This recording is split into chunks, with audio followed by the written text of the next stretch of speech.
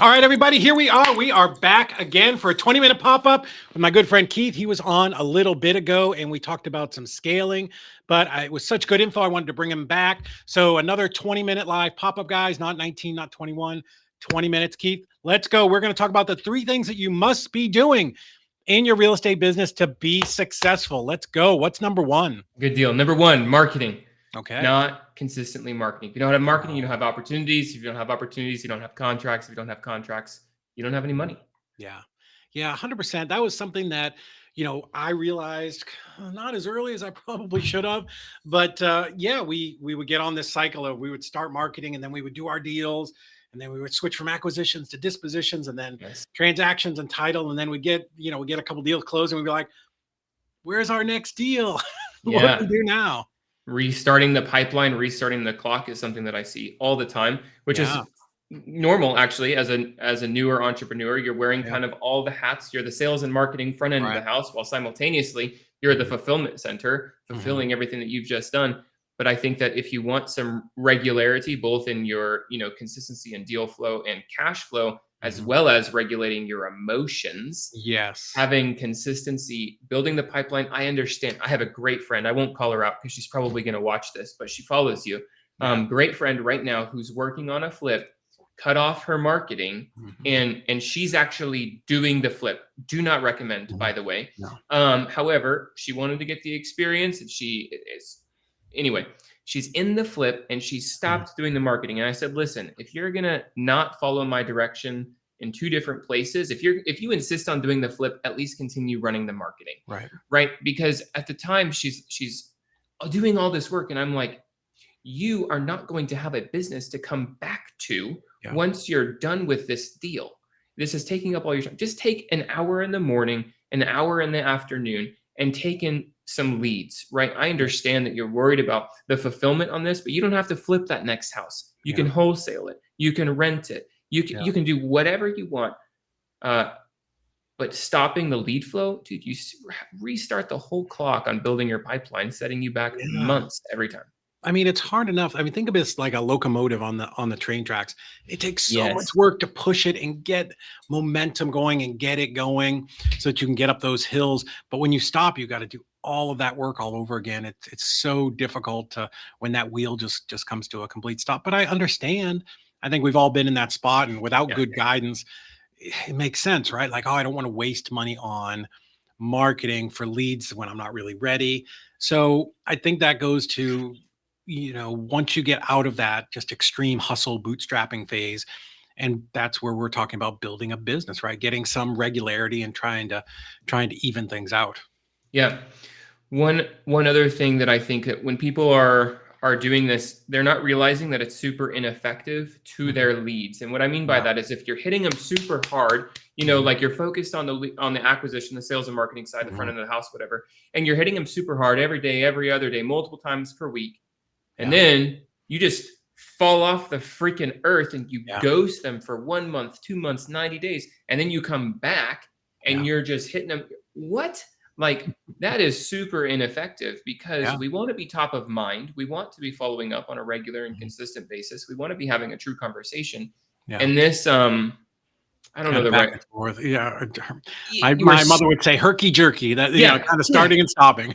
That's exactly right. You're like balls to the wall 1 second and then Mhm. completely nothing but passivity the next Yeah. second. It's very ineffective when it comes to converting a lead and being top of mind. If anything, if they do remember you, they're going to remember you as being the person who inconsistently blew up their phone and Yeah. then ghosted them a week later. Yeah. Yeah. I 100% agree with that. And plus, and then you just get out of practice. You get out of practice of being on the phone, taking those calls. Cause again, that's another thing that Yeah, it takes some courage and some discipline to get in and do every single day. And when you stop doing it for 2 or 3 months, then it's like, oh God, I gotta start making calls again. And you sort of gotta, break through that barrier, that's all right. over again. So yeah, 100%.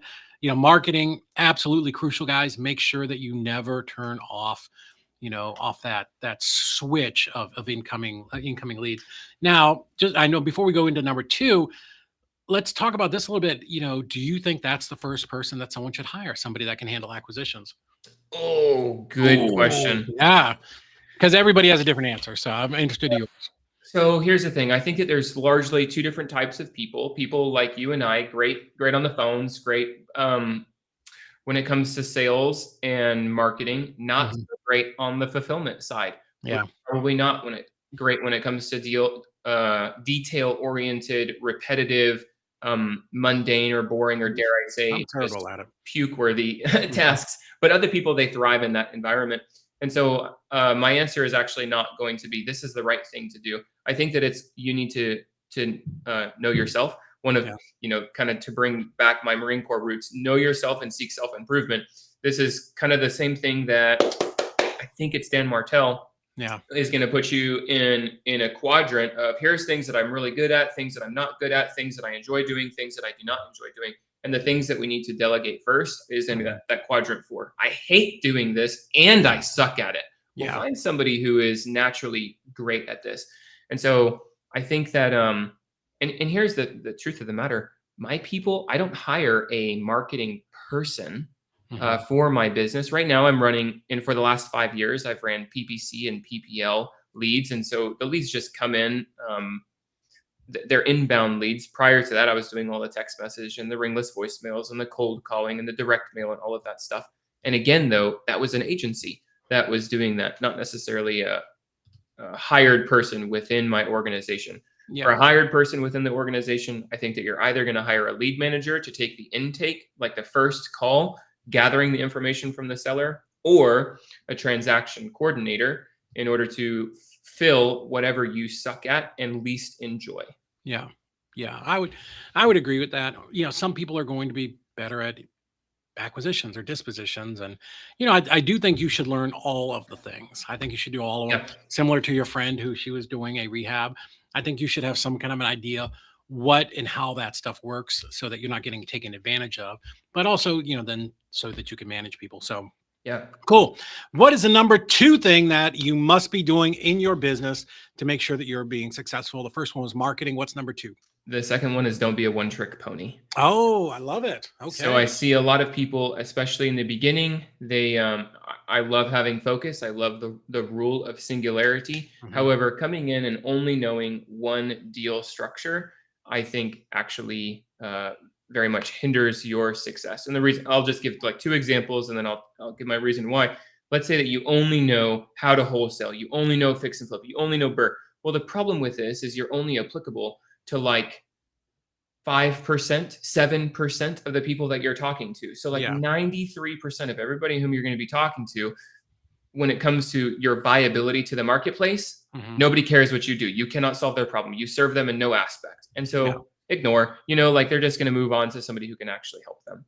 I Yeah. think that being educated with multiple deal structures, both entrance and exit, Mhm. now you have market viability, if you will. You can help more people, therefore you do Right. more deals, therefore you make more money each Yeah, dealer. I think it's so important because we're all a member of certain groups on the internet on Facebook, and they try to like just shoehorn in this one strategy, make Yeah. every single strategy fit into this, and that's crazy. And I think it does harm to you. It does harm to the seller.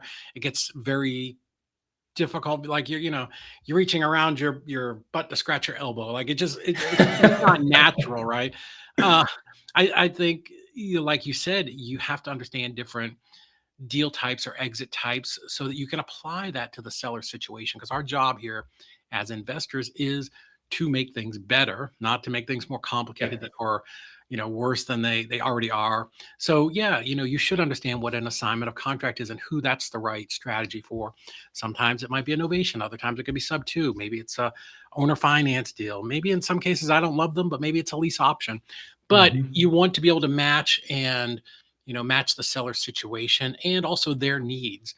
It's not Yeah. their needs are really what comes first, not mine, That's right? exactly right. I Right. love what you just said. I want to when I teach people about deal structure, I actually have a process. It's a Mhm. three-step process, and it starts with the seller because first and foremost, they're the ones who have the house. If it's Mhm. not, think about win-win situation, right? Yeah. They're not going to say yes if it's not a win for them. We're not going to say yes if we're not Mhm. going to make money on the house. Let's just be Yeah. frank.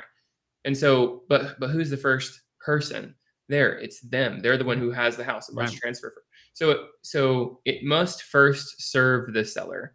And then secondly, it must serve the business. If the Mhm. business doesn't make any money, then how can the business serve us? We Right. have a business that, every aspiring entrepreneur or every entrepreneur I've ever met, why did we create a business? Mhm. Ultimately, it wasn't so that we could have a job. It's so No. that we could have some sort of either money freedom, like Mhm. passive income, or time freedom, or choice freedom. Yeah. Those are the three things that I see.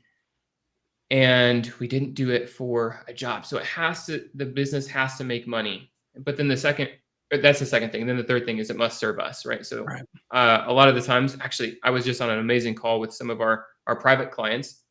Somebody was sharing their deal, and they wanted to do one exit strategy. And me, in Mhm. my circumstances right now, my season, I would choose a different exit strategy. And then a great friend of mine was like, "Y'all are crazy. I would do this one. Why are we not Yeah. doing this one?" Yeah. And all three of them, great options. But at the end of the day, for our own personal reasons, every single one of them made money. The business Sure. was good. Yeah. But for our own personal reasons, when it comes to uh, what we believe the market is going to Mhm. do, Mhm. or our own capacity within our business and personnel, Sure. or our own mental bandwidth, what we're capable of doing right now, we each chose a different exit strategy, and it was Interesting. really cool. It was Yeah. a great conversation just to show that we're all different people, and given the same exact house and the same exact Mhm.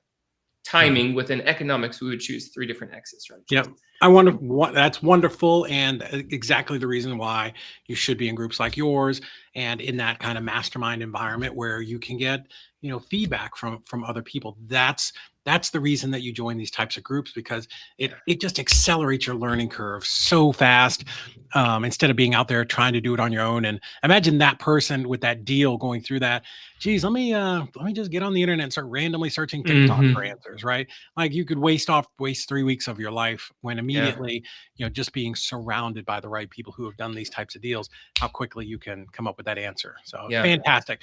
All right. What's the third thing that you must be doing in your business to really accelerate it and make sure that you are winning and succeeding? I think that mastering your craft or Wow. refining your craft, and Yeah. the one specifically that I would target is sales. Many times you talk Hmm. to a salesman and you get a certain vibe, you get a certain feeling. And I dislike this. I think that largely salesmen have been taught very aggressive strategies or Yeah. tactics Yeah. in order to sell. And Hmm. at the end of the day, people are like, "Oh, it's a number scheme. It's a number scheme." Well, I have a I agree that there's numbers and you need to have a top of funnel Sure. and you have KPIs and conversion and attrition. I understand all of those things and I'm a proponent of all of those things and knowing your numbers and tracking your KPIs. However, I do believe that the best salesman is never going to feel salesy, Hmm. and he's going to do basically just ask a ton of questions. Yeah. And I believe in my heart of hearts that sales is nothing more than very effective communication. Me asking this question. Yes, you need to learn how to hold a sales frame, if you will. Yeah. You have to understand the psychology of sales and of communication. However, it really is just like a doctor. When you come in, I love giving this analogy. Somebody has a headache Hmm. and they come into the emergency room to the triage nurse and they say, "I have a headache." Should the nurse take them back to the surgeon? Well, most people, like 90 something percent of people, say, "No, he has a headache. Like, make him sit down. Yeah. Give him some ibuprofen, if anything." Well, here's the thing. What if, what if after asking him a couple more questions, you found out he's a motorcycle rider. He just laid his bike down three Mm. blocks away. He hit his head on the curb Yeah. and he has a brain aneurysm, Yeah. and you're just going to give him some ibuprofen Yeah. and like just move on. Hold on. Ask some better questions. Right. And so refining your craft, getting really good at asking questions, knowing what Yep. those questions are. I had a mentor who said, "Good questions get good answers."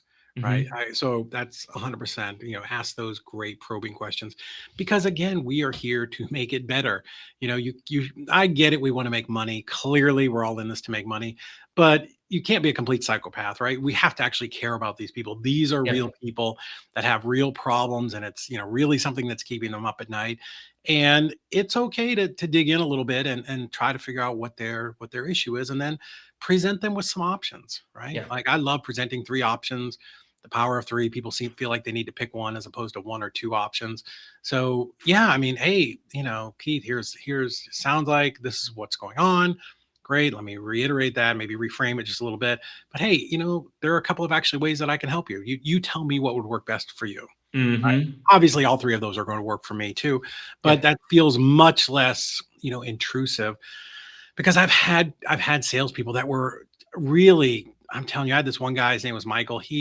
If anybody ever had a silver tongue, this guy did. And I don't think he did it on purpose, but he was so good over the phone. He could talk people into doing anything. But Mm. frequently what would happen is 2 days later, a week later, these people would be like, Seller's I don't want, remorse. yeah, I don't want to sell this house. Like I do not think he legitimately did it on purpose. I just think he was so good over the phone. It almost made me uncomfortable to listen. But Mm. yeah, we had a huge fallout because it just wasn't ultimately what they wanted, but he could convince them, at least in Yeah. the moment to sign the contracts. Yeah. I think that a lot of that has to do with a proper diagnosis. Imagine going in, let's continue with this analogy of they send you back to the surgeon, Yeah. and then the surgeon asks no further questions in order to diagnose what's wrong. And he Mhm. just starts like cutting you open. Yeah. You cannot have a proper prognosis without Yeah. a proper diagnosis, Right. right? And so your 3 questions, it can't just be, I mean, your 3 suggestions cannot be just any old 3 or the top 3 that we want. Narrowing it down in order to solve their true problem. What people tell you is their problem is often not actually the real Mm. problem. It's the Yeah. surface value problem, Mhm. but it's not the deeper reason why. And uncovering that, man, I'm extremely blunt on the phone. Yeah. Extremely. I'm never rude or disrespectful or unloving in any way. However, I will tell you exactly what is on my mind, and it's almost refreshing. In a humorous way, we are so, what's the correct word? PG these Mhm. days. PG, not PG. PC, politically correct. We're so politically correct, and I am not. Again, not disrespectful, not unloving, not saying that you need to be rude, but I will ask the uncomfortable questions. And I'm actually really comfortable Mhm. asking the uncomfortable questions Yeah. because at the end of the day, and yeah, there's softening statements and everything that I'll lead up to Right. the question with, hey, I need to ask you a really weird question. Is that okay? It's going to be a little bit I'm letting you know right now. Yeah. Straight up, this relationship with your spouse, where like, let's just get to the heart of the issue. And it's like, Mhm. then you find out, wow, there's abuse or there's substance abuse or there's whatever it is. And it's like, Yeah. oh, now I understand why you needed to sell in 2 weeks and not Mhm. 2 months. And Right. now that I know this, I can help you in more ways than just selling your Sure. house. Let Yeah. me advocate for this, that, the other Mhm. thing. Mhm. Yeah, boy, we could do a whole thing just on that, asking uncomfortable questions, because getting to that point, that's again where we can really get to the heart of the matter and, you know, make sure that we're solving the right problem. So Yeah. I absolutely love that. Um, all right, listen, I know we packed a ton of value. If you guys are watching this, comment below that this is absolute fire. This is good stuff. Keith, what is the best way for people to get a hold of you so they can hear more of this kind of stuff and get more content and maybe even learn from you direct? Great. Best way is going to be going to my website, www.reiautomated.io/demo, or hit me up on any social media. Best social media is probably my LinkedIn, which is just my name, Keith Gillispie. REI Automated. Okay, cool. I just put that in the chat. reiautomated.com/demo. Nope. Amazing. Nope. Sorry. .io. .io. Yep. reiautomated.io. It's a tech company. Let me see Can't if do I can. .com. All right. REI automated.io/demo. Sorry, I got it right. There we go. Thank you. Make sure you guys go to the right place because this is amazing stuff. And if you want me to have Keith back on to talk about more stuff, make sure you comment below, like, follow, do all of the things. Keith, thank you so much, my brother. I Thank will talk to you. you again soon.